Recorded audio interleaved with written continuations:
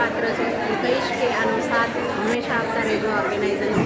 અને સાથે છે ને કે પુરુષની પાછળ સ્ત્રીનો હાથ હોય છે અને સ્ત્રીની પાછળ પુરુષનો પણ હાથ હોય છે.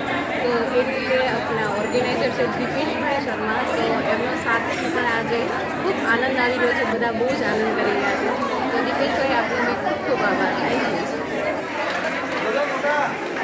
યુ.